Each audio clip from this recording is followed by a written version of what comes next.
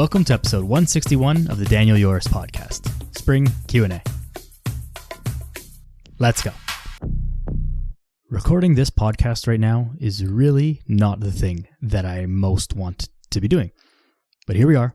It has to get done. It's got to get done now in just my weekly scheduling. I'm recording this on Monday evening and it's going live on a Tuesday morning. And that's how things go. Now, I'm doing it because some scheduling things happen and that's fine. Procrastination a little bit, sure. But mostly, I'm just sticking to what I said I would do. So if there's nothing else you take from this podcast, sometimes you got to do things that you don't want to do because you want something bigger than what you want in that moment. And that's okay. You don't need to love every second of it. You don't need to love every second of your fitness journey. You more likely than not will not love every second of it and love everything that you need to do.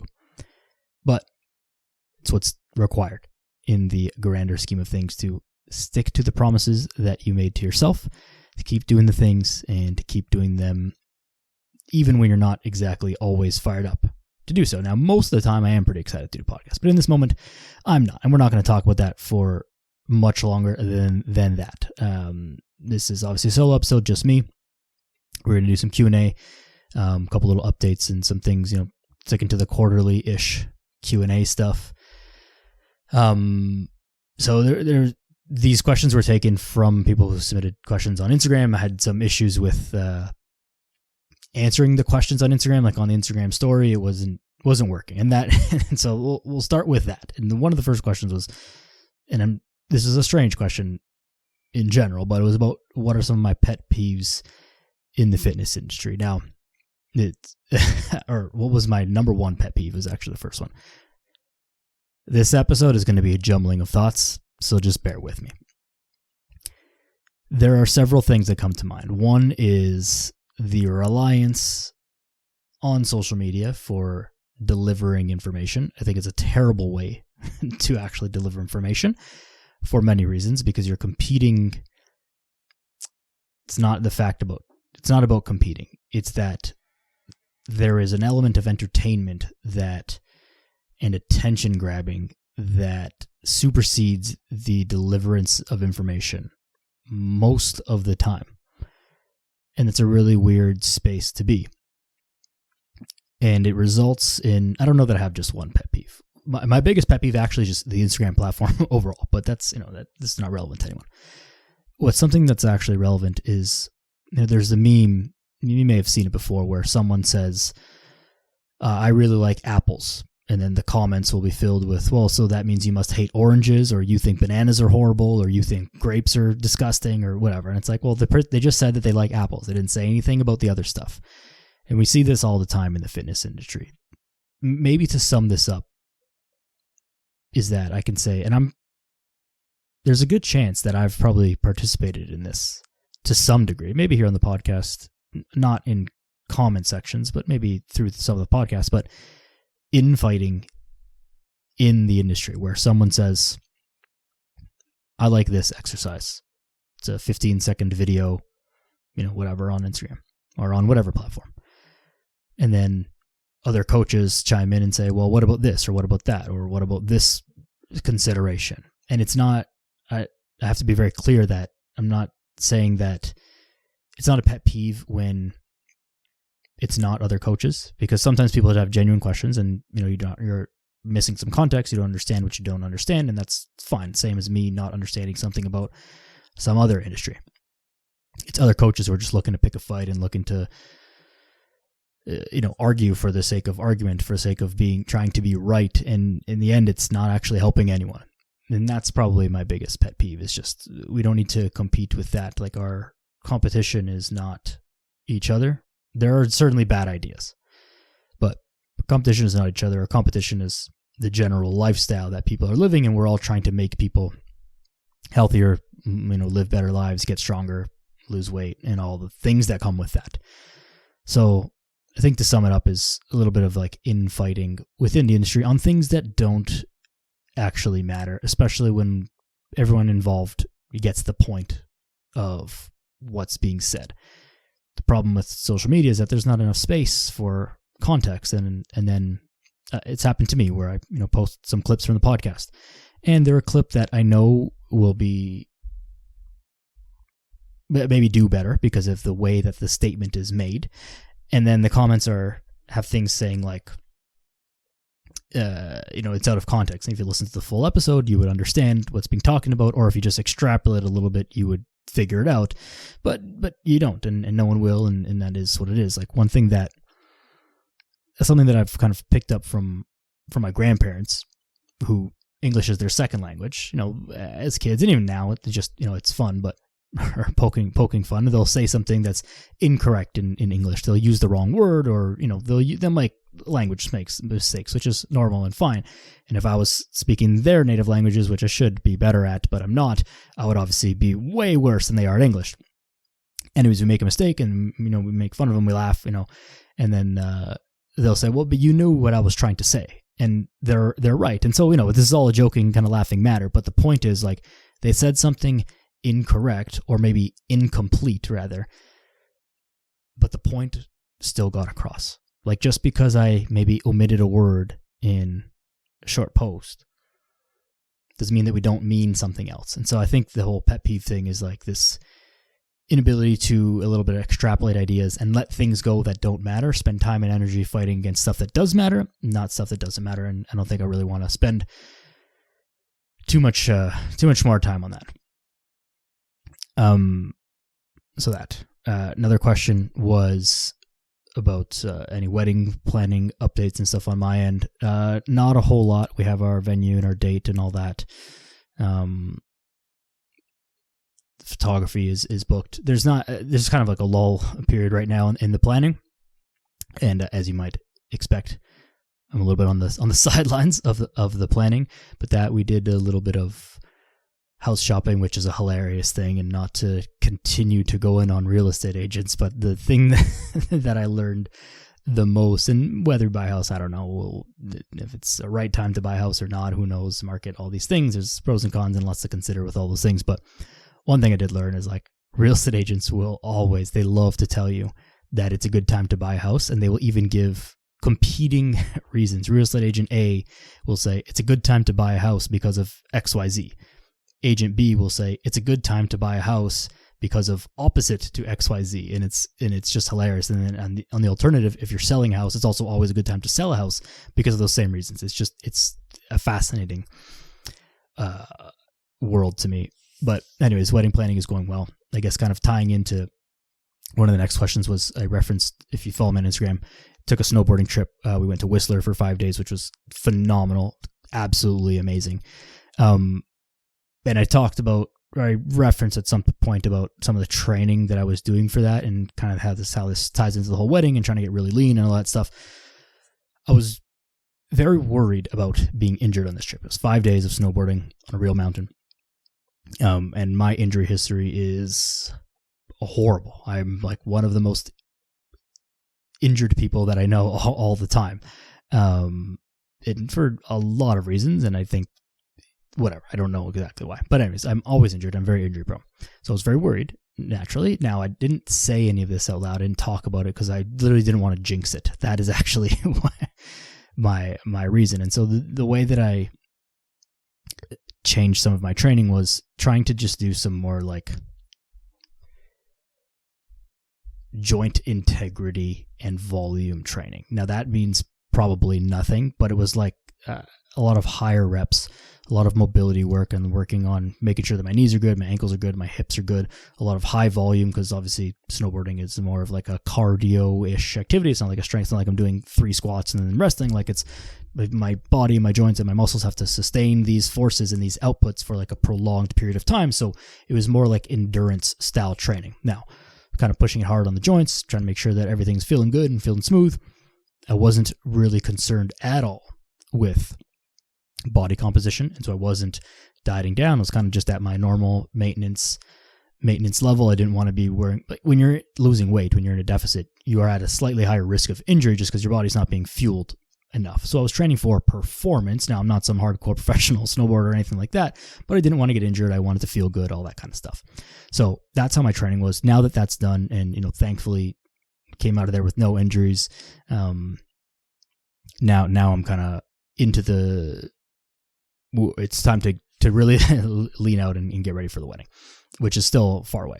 But I have lots of time, and I want to get pretty lean and pretty big transformation for that. So that's coming up. Now, I've talked about this in episodes before. The whole plan for that is to get down in and around 9%. Now, am I actually going to get to 9%? How am I going to measure that? I'm not actually going to measure it. It's just a ballpark. It's a number that I want. It's an ideal that I want. Could I get there? Yes. Will I get there? I don't know, because of two reasons. One, I'm not going to go that far out of my way to get some accurate enough measurements to make sure. And even a DEXA scan, which is like pretty well as accurate as you can get, is like you can play with the numbers, and that can be manipulated as well. So that's one. Number two is I will strongly question my motivation to get that lean at that point, because it doesn't actually matter that much. I do want to get leaner just for my own self, never mind the wedding and anything like that. But like getting down to sub 10% is pretty. It's a lot. That's pretty lean. Takes a lot of work, and I will question whether or not I question at this point whether or not I'm actually going to stick it through to that level. I'll obviously get leaner, but like not necessarily to that level. But maybe I will, maybe not. I don't know. We'll see. Kind of see how things roll out. I'm not in a position where I feel like I need to. Like I could get married tomorrow and be perfectly fine with my physique, my body. So it's not, I don't have that strong of a why. And this is something that I did speak about in that episode with John like a few months back. So definitely a stronger why now, because I have the wedding coming up, than last year. But is it really strong enough to like really get down there? I don't know. I'll have to make up some new challenges and fight some demons in my head to really get down there, I think. But that will still be the overall goal anyways. It's getting in my best shape ever. Whatever the specific numbers of that are, I actually completely do not care, as long as it's my best ever. The numbers are just a reflection of that. I organized these questions out pretty well. The next question was about tips for getting shredded for summer. Now, this is something that I covered extensively last summer, episode 117. So if you want to go back, listen to that one, I'll link it in the show notes.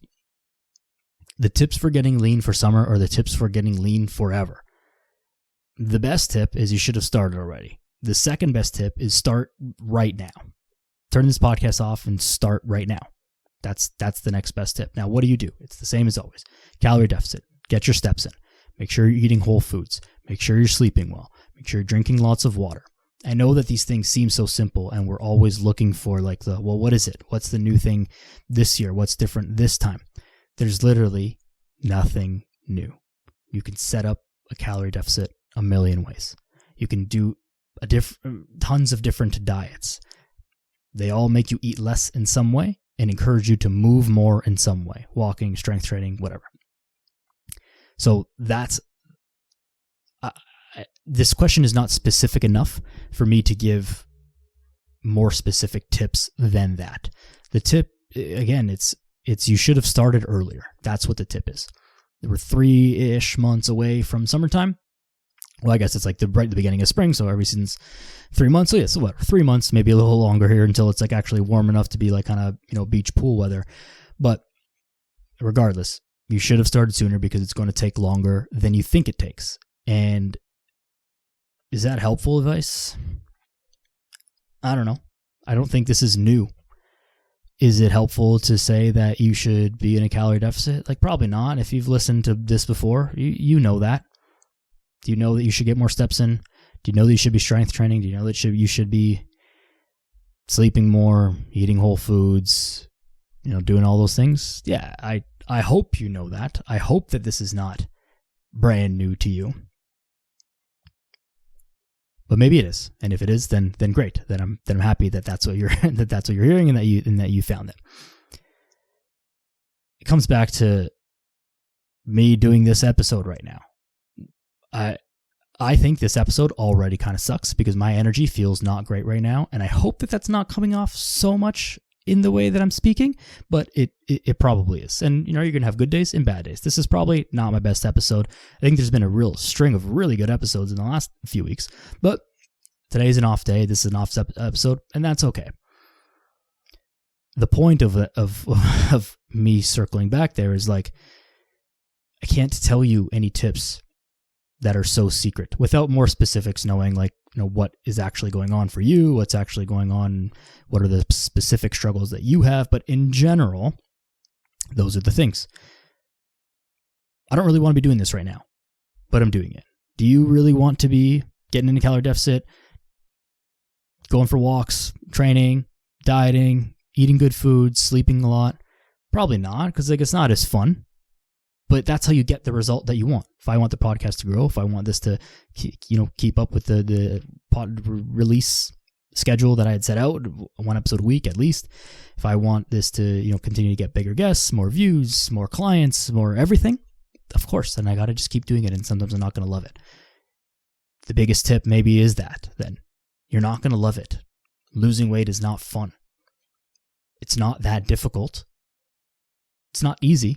It's not that difficult. It's certainly not complicated. Some form of eating enough protein, 1 gram per pound of body weight. I hope you've heard that 1,000 times. Some form of controlling your calories in some way.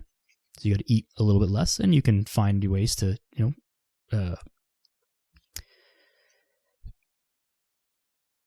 figure out how many calories you need to be eating. This is how fluent my thoughts are right now. And I'm not going to give blanket numbers here because I don't know enough about you specifically right now. But if you want to talk to me about it, I'm always open. Send me a DM. We'll chat. We can figure out, where your numbers should be. If you want to go the macro tracking route, if you have ideas about certain other diet, you want to try XYZ diet, this diet, that diet, I can give you the pros and cons of each of them. I mean, all diets work by not forcing you, but making you eat less in some way, because they either exclude food groups, exclude food timing, they exclude something or include something that in essence makes you eat less overall. That's how diet works. That's how diets work. That's how fat loss works. That just is what it is. But at the end of the day, you don't need more tips and tricks. If this is not your first piece of fitness content that you've ever listened to, which that would be awesome if this was someone's first ever thing. Probably not, because this is not my best episode. Definitely go listen to something else, a different episode. But if this is not the first piece of fitness content that you've ever listened to, then you know the things that you need to do. You just need to do them. So to wrap that up, my summer shredding tip is do the things that you know you should do. Keep the promises that you make to yourself and get it done. Stop looking for tips and tricks. Just get to work.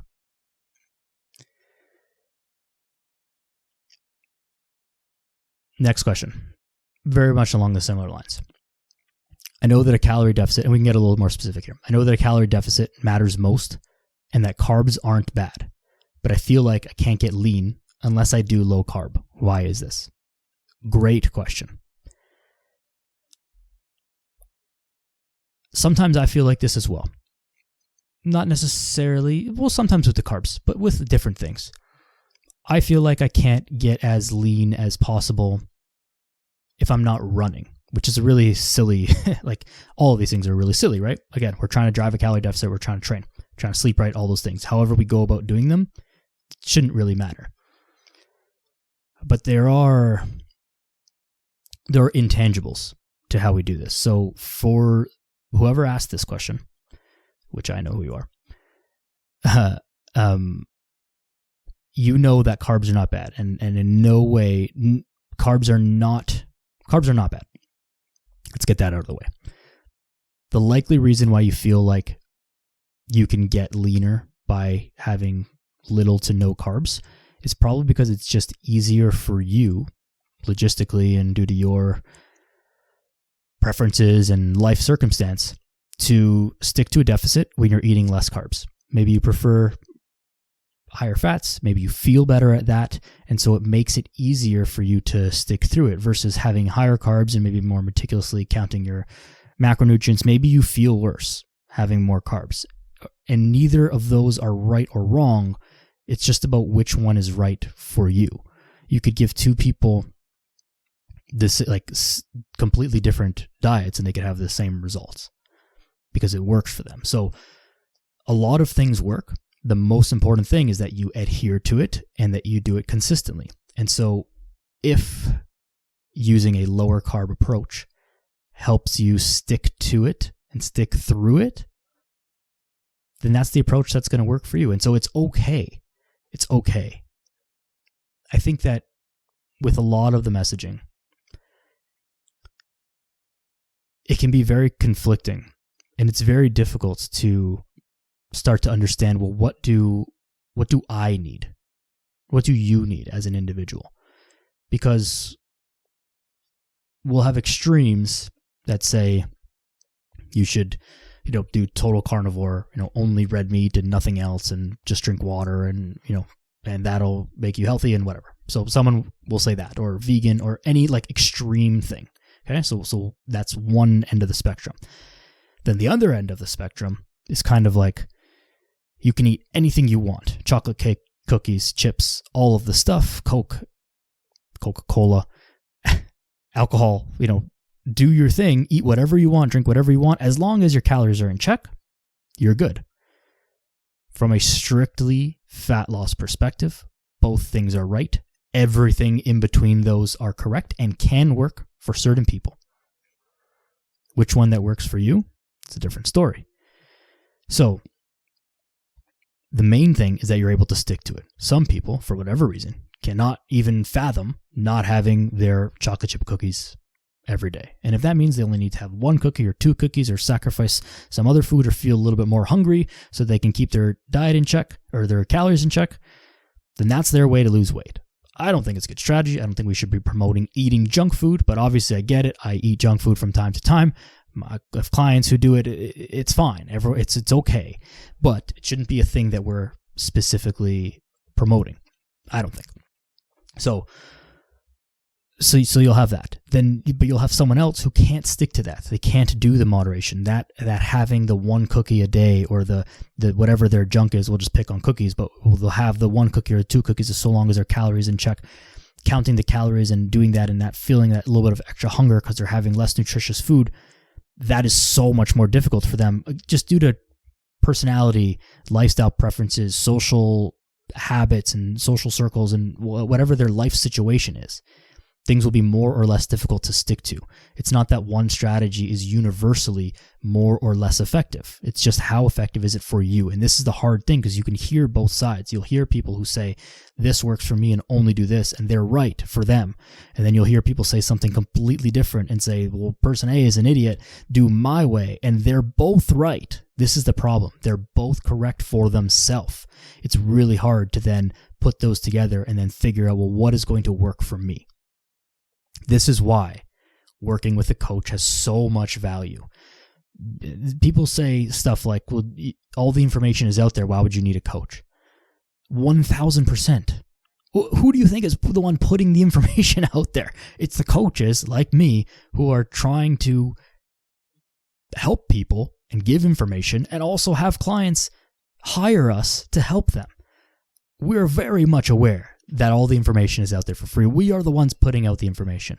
That is not what you hire a coach for.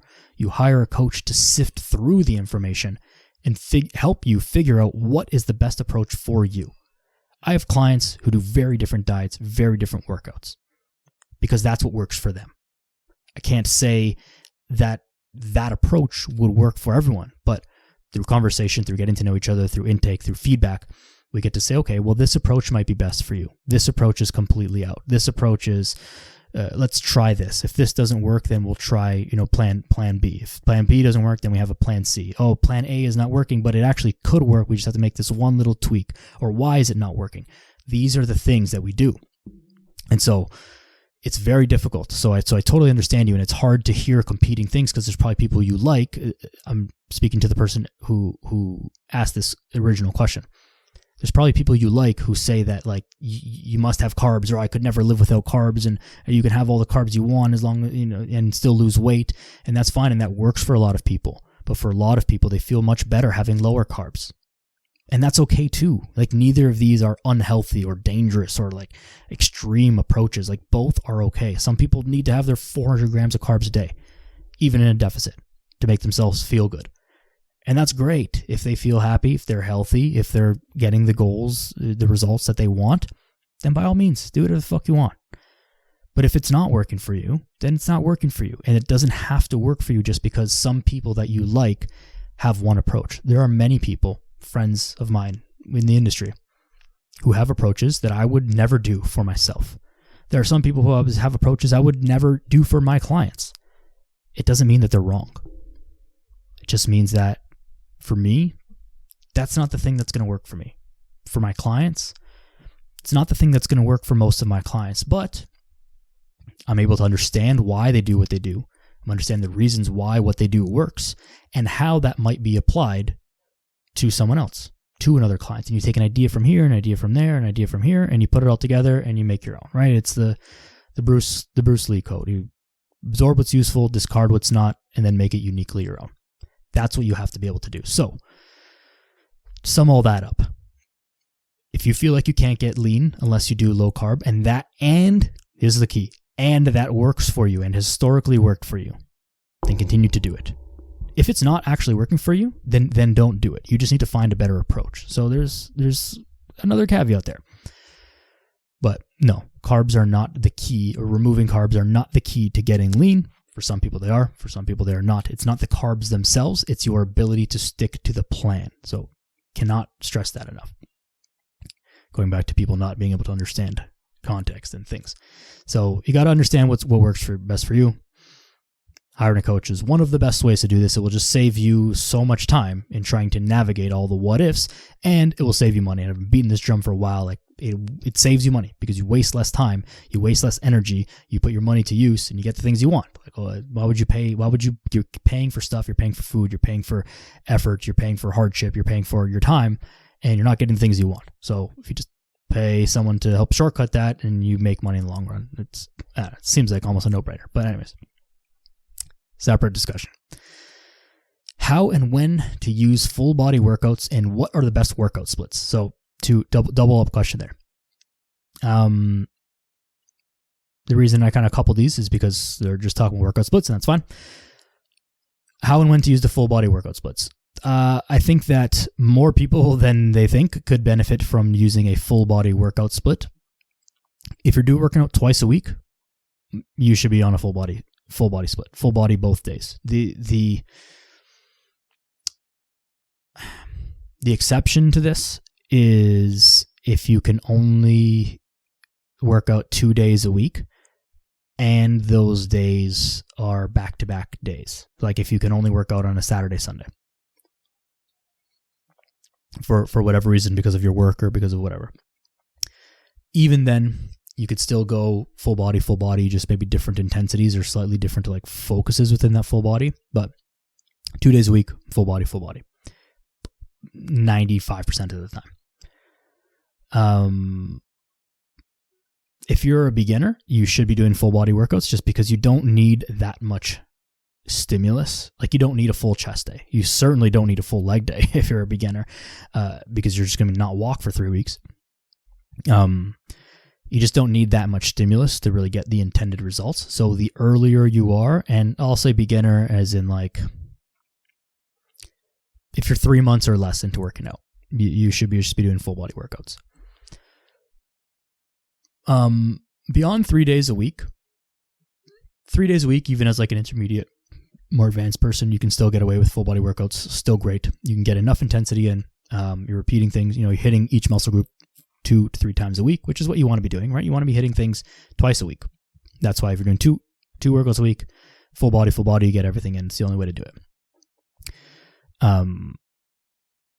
When you get more than 3 days a week, 4 or 5, even 6 days, I don't think that many people really need to lift 6 days a week, but 4 and 5 days a week, you can split things up. 4 days a week, you can go upper, lower. 5 days a week, you can go upper, lower. And then that 5th day can be like one more of whatever it is that you want to focus on. So an additional upper day or an additional lower body day. 3 lower body days in a week is rough and maybe a little bit more neurologically demanding to be able to recover from. So more likely you're going to go 3 upper body days. Even if your goal is more leg development, like 2 leg days is probably enough. If you're training intensely enough.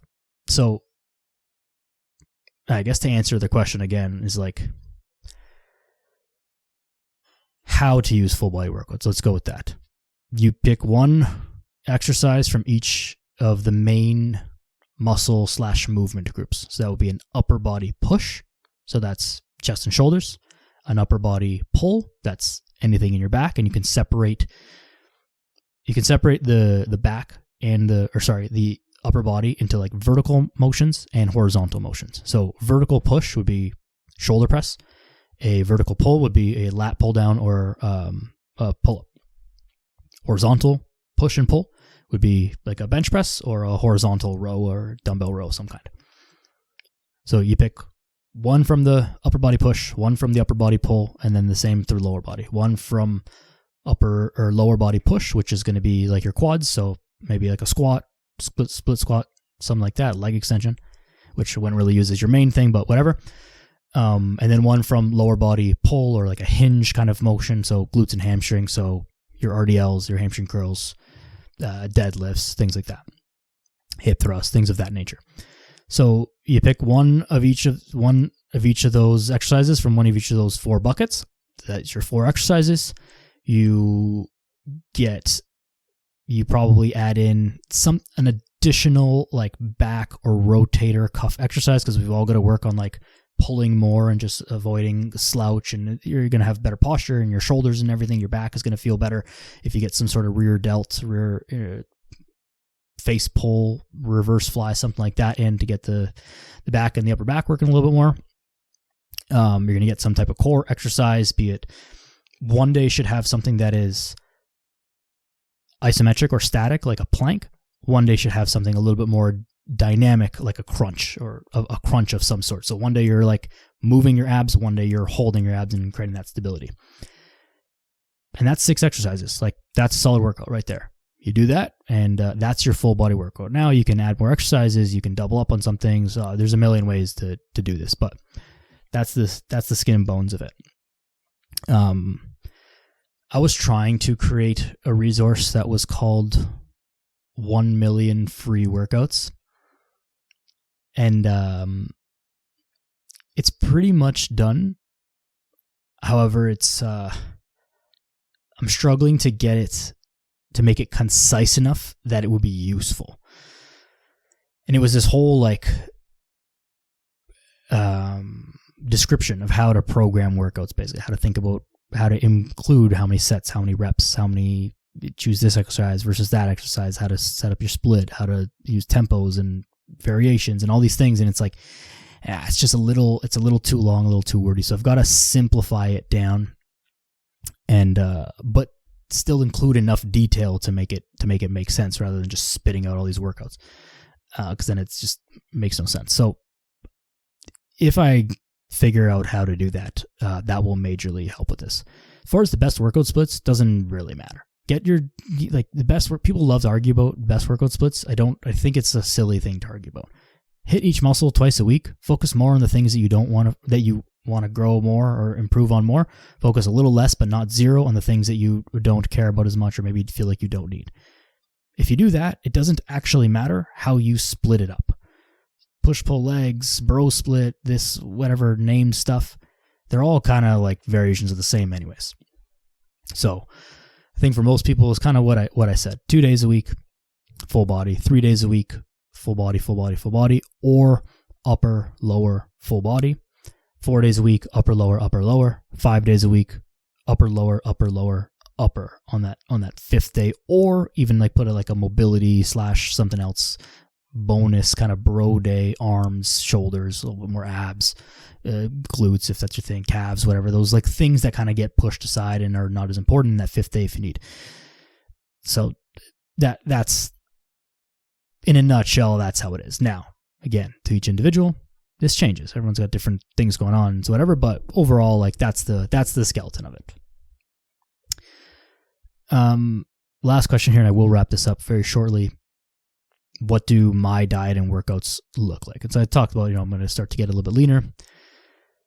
I've not really shared a lot of this in the last little bit because of a couple reasons. The first reason is that it is quite annoying to be filming myself working out in the gym, and just like when I'm trying to focus on what I'm doing, which is my workout, to have to think about setting up the camera, getting the angle, making sure other people are not in the shot, like that kind of stuff. Like I just want to work out. I don't really want to have to take away time. So that's a real reason, but it's also somewhat of an excuse because like just be, at myself, be a little less lazy and just do it. Two is I'm not sure how it's like, it's not that exciting. So I don't know how it competes against the entertainment value of Instagram, how it's always super helpful. But like, I know that people ask about it. My diet is very boring. I eat meat or fish, vegetables, and some carbs at every meal. That's my diet. It's extremely boring. And maybe that's helpful to see. I don't know. Maybe it's the repeated thing, similar to like the dance monkey, the coffee every day. Maybe it's helpful. I've been saying this for a while. Like I'm going to keep trying to like make a better effort to do this, but I promise you it's not that exciting. It's not all that impressive. Like I think it's safe to say I'm stronger and whatever than the average person out there, but I'm not deadlifting 500-600 pounds. I'm not doing anything like wildly impressive in the gym to say like, oh, this is so sick that you should see this. Like, it's pretty like amongst fitness people, like it's pretty mediocre or maybe even less. Like I'm not a big guy, so I don't have impressive things to show in the gym. And the camera is deceiving. Like sometimes you think people are bigger than they are, and you're just like, well, why is that guy lifting only that? It's like, well, because the guy who looks the same is actually like 70 pounds heavier than him, and that's why he can lift way more. So anyways, I will try and show more of it, but what I've kind of described is what my workouts are like. Upper, lower, squat, hinge, push, pull, little core. Train hard, intensely. There's no secrets. It's not real magic. I wish I could say that it's magic, but I will start showing more of it. It's also brings us to another point, just something that I'm going to start doing on the podcast a little bit more, kind of like story times and random things that I've remembered, kind of like from the past years, kind of coming up, learning things that how I learned about fitness and make them relatable. And I'll do I don't know, maybe I'll call it something, but it'll be just some sort of mini little story series. I'll throw them in as like throw-in episodes. They'll be short ones, actual short ones, and like additional to the regular ones. One, it's a good way for me to like reflect on it. Two, it's I'm sure there's some value to be had in those stories and transferring those lessons and things like that. Three, I think it helps get to know me a little bit more and the inside, and helps me find people who resonate with those messages, which is really the big challenge, or my big challenge with all this internet stuff. And those of you who've been following me for a while, one, thank you, but two, you've seen or heard my struggles with just the whole idea of the internet and messaging and the way all this hashtag influencer stuff works out. But I've got to put a different effort into that, and maybe a more directed effort is probably the better word. So I'm gonna start to do that way, to open up a little bit more, not open up a little bit more, just give a little bit more insight into what I do. And now as I get back to my highest level of fitness, maybe that makes more sense. Maybe that resonates with a little more people. Maybe that's like, hey, oh, he's looking good, doing good. He's, what's he doing? That's kind of my thought. And maybe it sparks some ideas in you. Maybe it gives a little bit of creativity. Maybe it gives a little different angle of things. I don't know. But we're going to try it, and we're going to roll with it. So with all that said, if you listen to this whole episode, you're the fucking best. So thank you. Yeah, like, share, subscribe, all that good stuff. Go outside, be a good person. No, hold on. Before I do cut this off, actually, was there anything else that I want to say? No, I don't know. Spring is here. Like, summer's coming. let's get it going. Go outside. Be a good person. See you next time.